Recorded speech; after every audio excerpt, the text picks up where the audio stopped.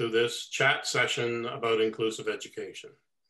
I'm Gordon Porter, Director of Inclusive Education Canada, and in these sessions, we talk to an interesting individual who's doing something to make inclusion happen in Canadian schools. My co-host today is Diane Richler, who's the chair of the Catalyst for Inclusive Education project of Inclusion International, works on inclusive education issues on a global level, and is a former executive vice president of what's now Inclusion Canada. And our other co-host today is Jackie Speck, who's the director of the Canadian Research Centre on Inclusive Education at Western University in London, Ontario, and a professor in the education faculty at Western. So we now welcome our guest today, who's Steve Seidert. And Steve is an experienced educator. He's worked in public education in a number of different roles, teacher, principal, and more. And for the last few years, 10 years or more, he's been a professor at Laurier University in Waterloo, Ontario, where he teaches courses on school leadership and inclusive education. An interesting note here is that he's also the inaugural director for the Center for Leading Research in Education. So we want to hear more about that in our chat with Steve today. So Steve, welcome. Thank you. It's great to be with you. And why don't we start with you just telling us, how does it happen that the focus of your work, or a major focus of your work, relates to inclusive education? Thanks, first of all, for having me. It's great to be with you. I think, like probably most of us, we back into these things, sometimes out of our own mistakes and failures, and I've had plenty of those. I would say that for myself, it came as a result of two kind of parallel pathways. Maybe they weren't parallel. In some ways, they were actually sequential, but one is as a parent, and then as an educator. So having two children that had some very special needs that my wife and I, worked through the process of giving them the supports and helping to leverage those from the schools that they were in. And then as an educator, and this is where, it always fascinates me, when I first started teaching, I'm not sure if any of you had a similar experience, but I would teach the sibling of a child, a couple of years later, and you go, oh, what happened for the second one, right? Like, where did things go wrong, or what was happening there that things were so different for this child than for the first child? And realizing that, kids are just so incredibly unique and different. And that discovery was really fundamentally important as an early career teacher when I started interacting with and supporting a variety of students with disabilities or special education needs. And it was one of those things you just kind of get into and you go, okay, I've seen some of these similar things with kind of within my own family, but also then realizing that diversity of needs that were out there.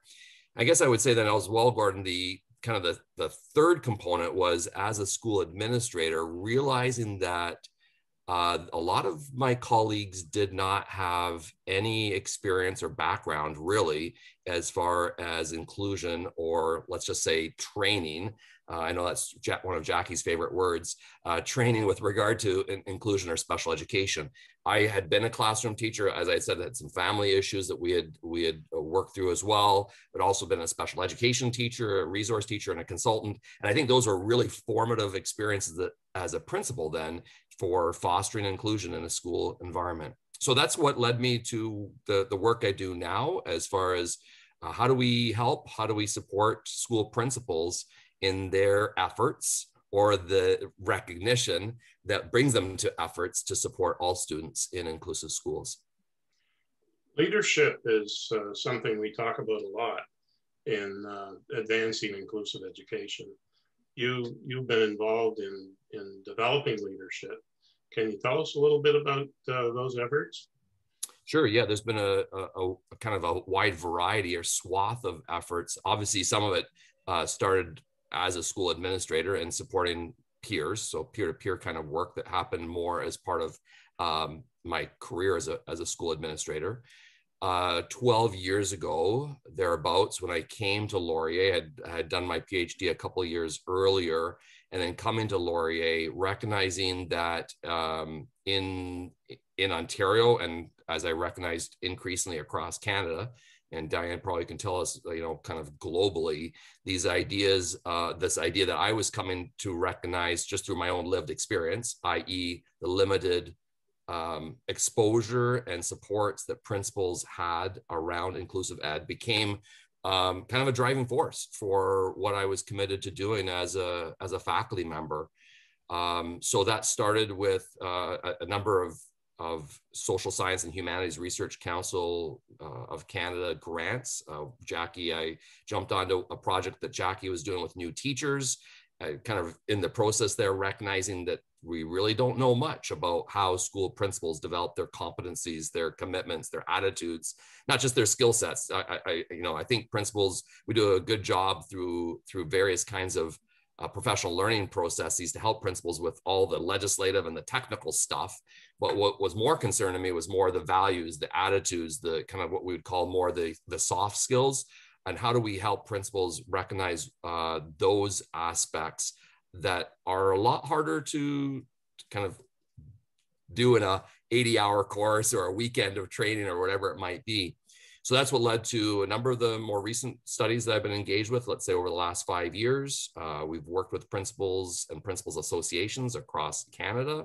And that as we've kind of unpacked some aspects, I'll say this is kind of the last thing, we've kind of realized that one of the things that maybe I'll say two aspects that have been really interesting. One is how many principals who are really committed to inclusion have significant backgrounds, either personally, familially with inclusion, and or were significantly involved in supporting students with disabilities or having exceptionalities as principals, or before they became principals, really as teachers, right, and as resource teachers. Right. And the second thing that was really key to that was also realizing these things we're identifying as critical incidents. In a study that we did from 2015 to 2017, we were really amazed at how many principals shared these either really negative or really positive experiences that they had that really formed and shaped, sometimes really innocuous, like we think, how can that be shaping your values, your beliefs, your perspectives? And that they could identify these things sometimes 20 years earlier, 25 years earlier. And they said, I can point to that as having been a significant experience that transitioned or changed the way that I was supporting or recognizing or being aware of the needs in my school. Could you give us like one example, one positive and one negative example of that? Can you think of one off the top of your head? Sure, I'll do my best, Diane. The first one that comes immediately to mind, without divulging any of the particulars of the person who shared this was a person who eventually became a superintendent in one of our school systems in Ontario. And she talked about a situation where she had been a principal already at this point, and there was a class evacuation that happened. A student with an oppositional behavior, exceptionality, had a young child, I can't remember, maybe grade 1 or grade 2.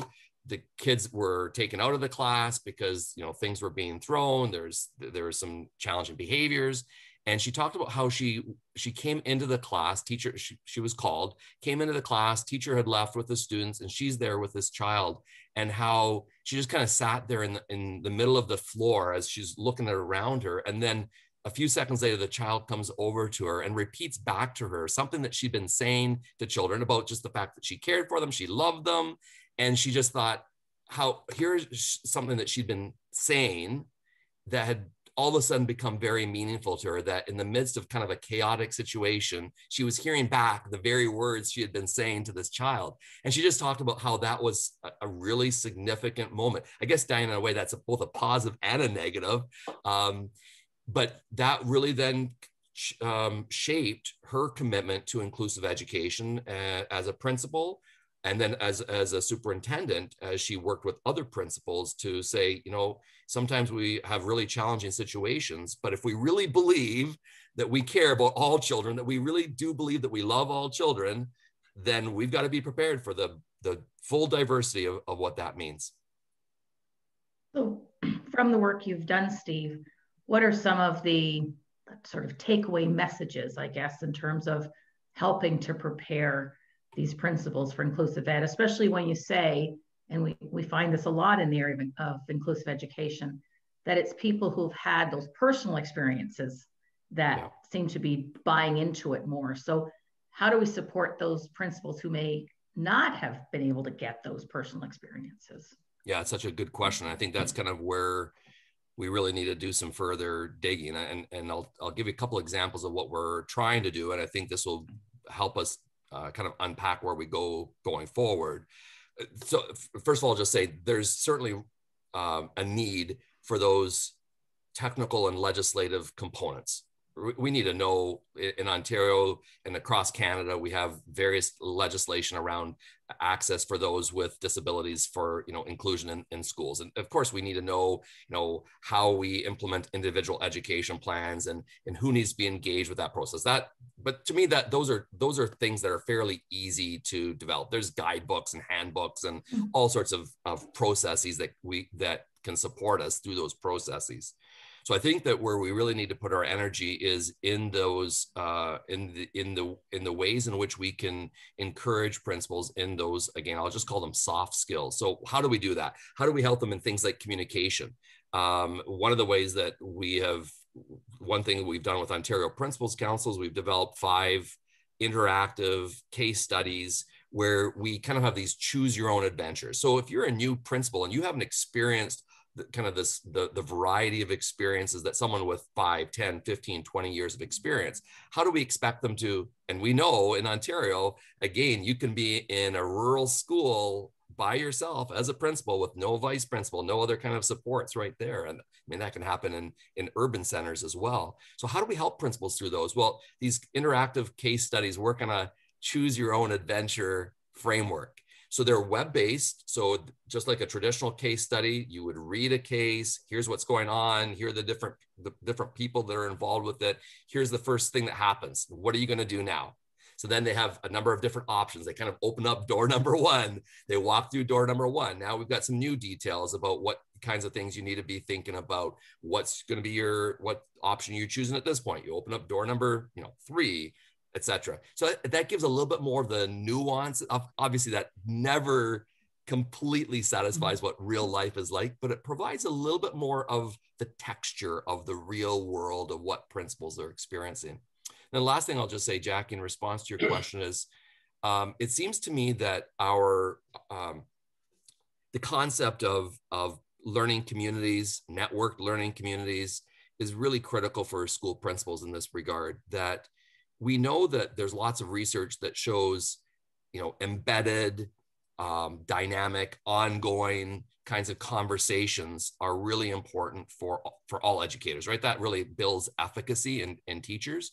We know a lot about collective teacher efficacy and John Hattie's work and Jennifer Donahue's work and others.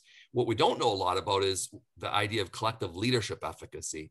And I'm convinced that I don't have evidence yet. This is part of what we need to be working on. But I'm convinced that that learning communities, networked learning communities, where principals, experienced, more junior principals, variety of different kinds of school systems and situations, when they're engaged with ongoing, real, authentic kinds of conversations, not contrived, but things that are based on the day-to-day experiences of what they're having, that ability to share with others who have kind of walked this journey, who also hopefully have built some personal leadership resources around their own efficacy, their own belief in inclusion, that will help new principals develop some of those same mindsets and again, commit to the idea of inclusive education long-term, and not just when there's a difficult situation, say, oh, this is too hard, I'm not going to do this, or when there's pushback, or when, but to really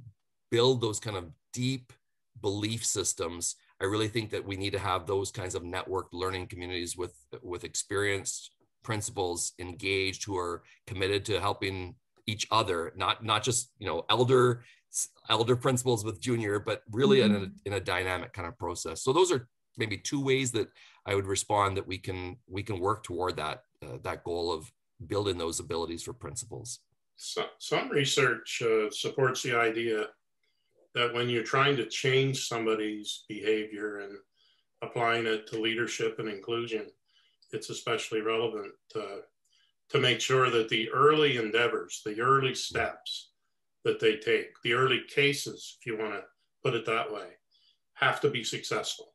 Yeah. But you have to make sure those first 2, 3, 4 students who've never been included in a school before are included, and is successful really happens in a solid way.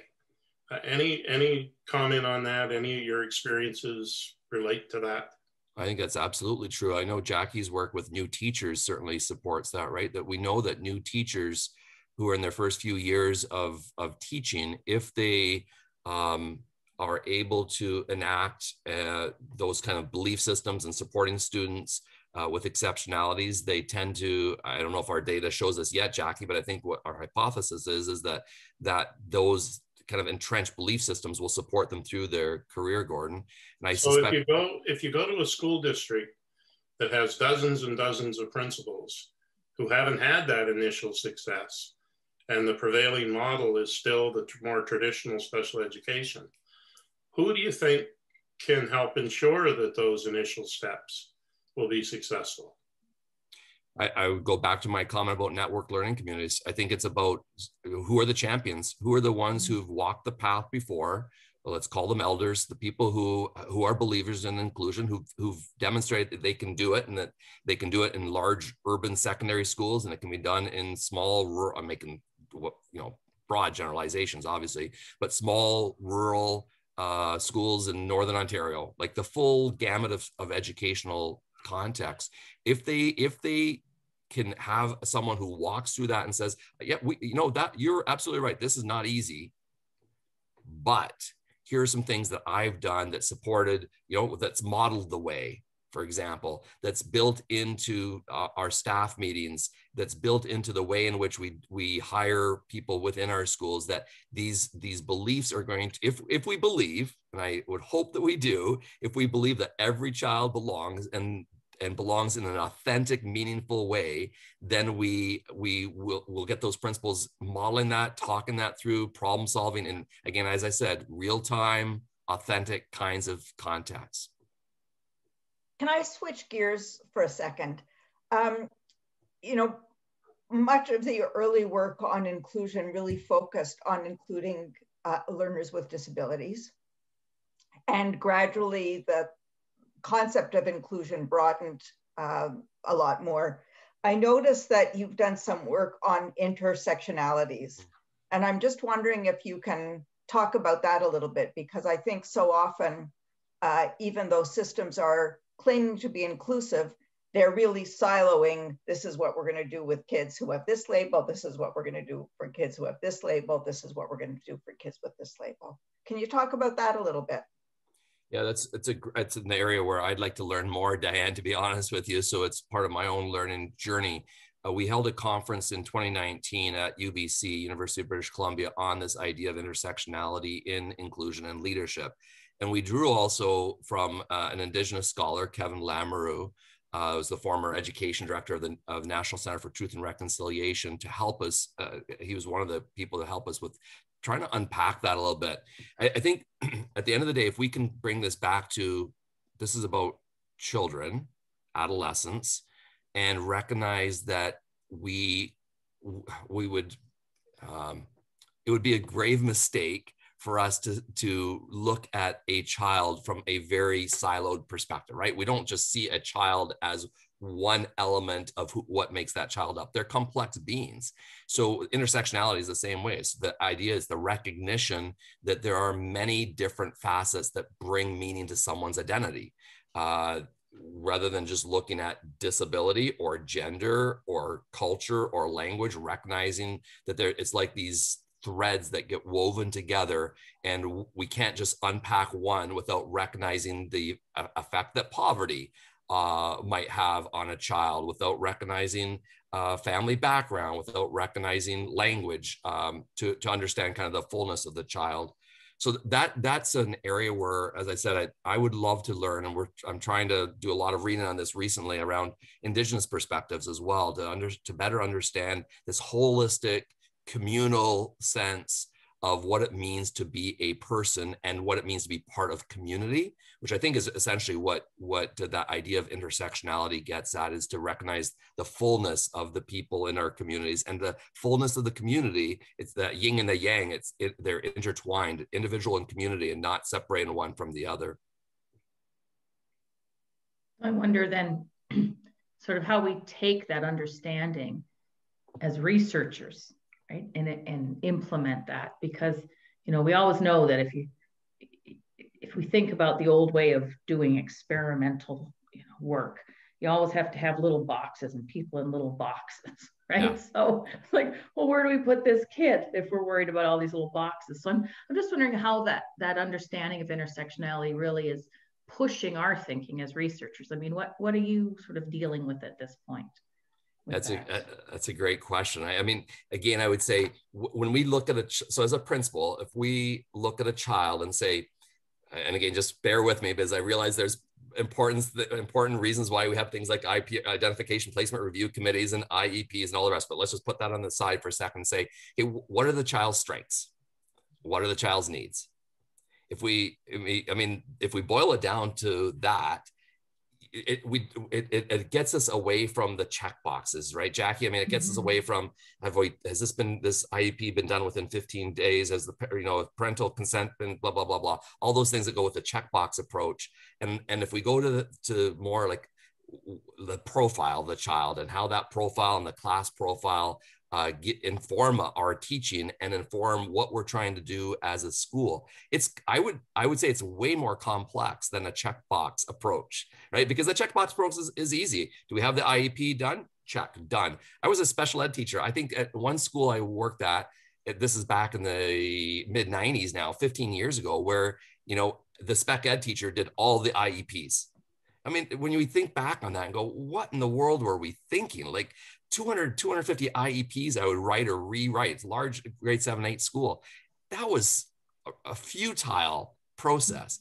But we were checking the boxes, right? We had, all the IEPs were being done. But instead, if we would have done a more effective practice of having teachers working together collaboratively, saying, what is the need of the child?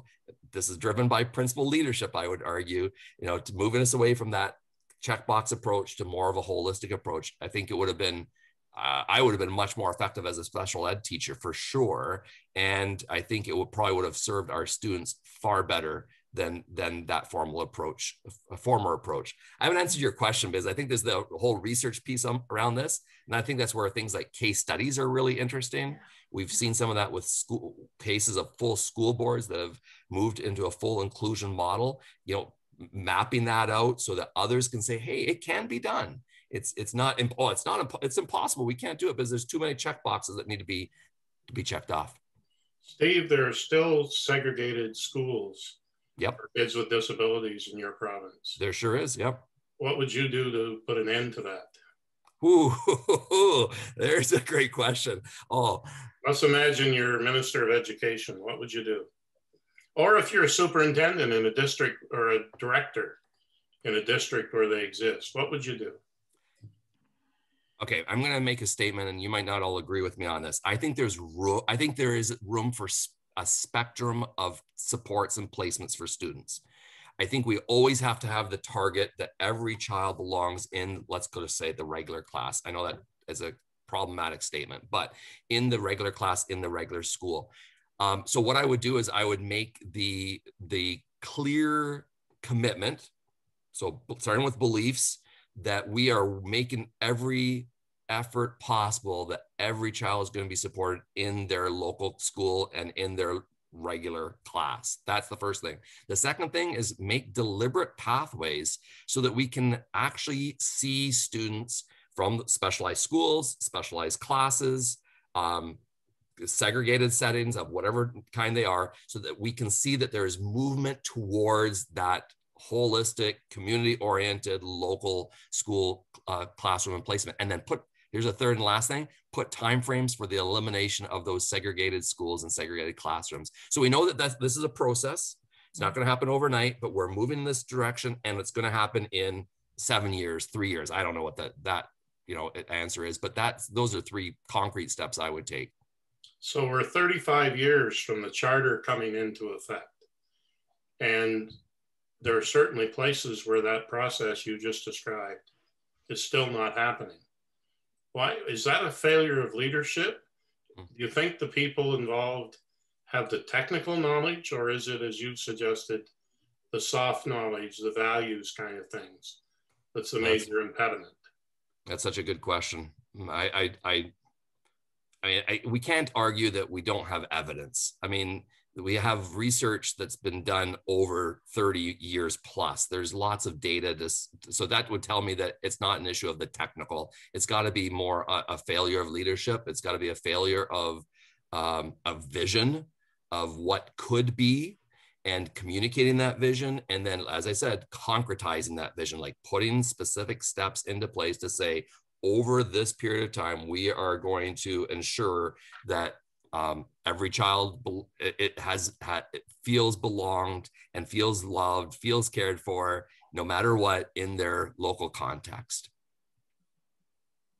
You know, listening to you talking about intersectionality, I have a question, because at the beginning you talked about the importance of policy and legislation. What about when the families of children who have particular identities have different visions of what inclusion means? Yeah, how do you deal with that as a school principal? We've already said it's complex, haven't we, Diane? I mean, that's the rubber hits the road kind of a question, because we know that there are families in our schools who have a wide range of beliefs about inclusion. Like the COVID pandemic is a great example, where we have seen some students with exceptionalities and disabilities who have thrived in a home environment, and that is reality. We might not like to say that's inclusion, but they've in some cases they've done better in those contexts because they've gotten the kinds of, and again, intersectionality would also speak to issues around privilege, abilities, financial abilities, right? There's so many things there to unpack. So I think a lot of it has to do, Diane, with being prepared to listen, to realize that there's a wide spectrum of beliefs with regard to this, but continuing to come back to say, what's our vision? If our vision is that every child belongs in their local school or in their local schools, then we keep that message at the center of those communications with family members, with parents, recognizing that it's not easy and it's not quick, it's a journey. Making sure that we don't railroad over people. I really believe strongly in that. We don't just make decisions and say that's the end of the story, no matter how you feel or what you believe, but working through a process of communication, continuing to come back to why do we believe that? Why is the idea of inclusive education so valuable for our society? What's the evidence say about the benefits for inclusion for those students who are categorized as having a disability or exceptionality, and for all students? I think all those things have to be part of that communication process with family members, so that there's a better understanding of why we believe that inclusion is the map, is the framework of where we want to go as a society. Steve, we're very pleased you've just joined Inclusive Education Canada as one of our network of associates. Thank you for doing that. And I want to tell people they can go to our website and find your connection to the bio and the work that you're doing. And anyone who wants to follow up on any of the areas we talked about, I know they can reach out to you. Thank you so much for doing that and for being part of this conversation. Any final comments or thoughts you want to share with us before we wrap up? It's been my pleasure. Thank you. Maybe the last thing I'll just say is I feel like I'm a learner in the process. So anytime I'm just even reflecting back on my responses, and I hope I didn't give too many answers, because I think much of it is as much about learning and informing my own understanding as trying to provide any kind of solution. So, but thank you. It's been a great chat. Thanks. And thank everyone for tuning in.